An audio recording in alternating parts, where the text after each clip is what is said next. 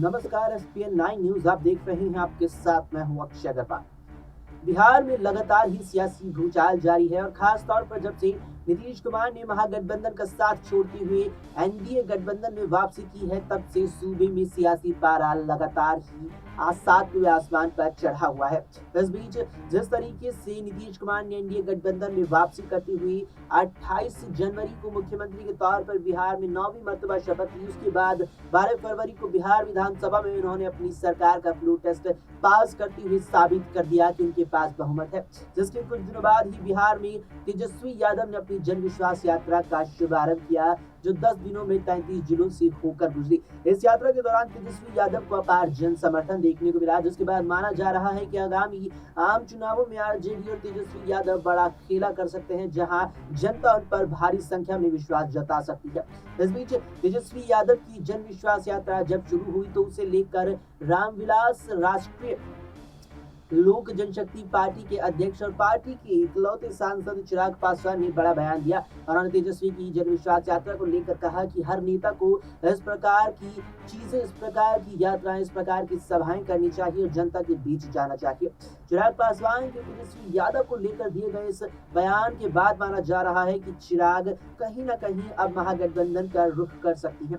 दरअसल एनडीए गठबंधन में जब से नीतीश कुमार ने वापसी की है, तभी से चिराग पासवान उनसे खफा नजर आ रहे हैं और लंबे समय से चिराग पासवान का मुख्यमंत्री नीतीश कुमार से 36 का आंकड़ा रहा है। यही वजह मानी जा रही है जिसके चलते दोनों के बीच यहाँ विवाद आगे बढ़ सकता है। इस सब के बीच चिराग पासवान की आगामी आम चुनावों को लेकर बीजेपी आलाकमान से एनडीए गठबंधन के तहत जमुई और हाजीपुर लोकसभा सीटों की मांग है, जिसको लेकर माना जा रहा है कि बीजेपी चिराग को 2 सीटें नहीं देगी, केवल 1 सीट ही देगी। यहाँ बीजेपी नजर आने वाली है, जिसमें जमुई की संभावना सबसे ज्यादा जताई जा रही है।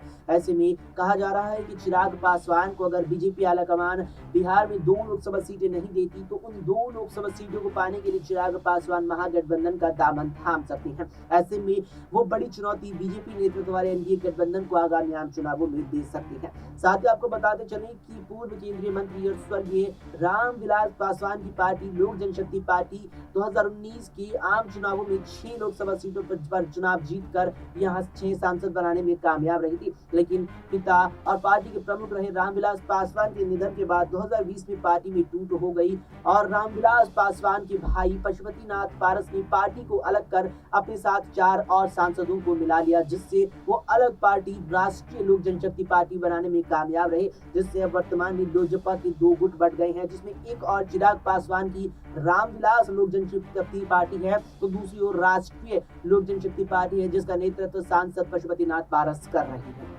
फिलहाल के लिए इस वीडियो में इतना ही। देश और दुनिया की तमाम खबरों को लेकर अपडेट रहने के लिए आप देखते रहें एसपीएन 9।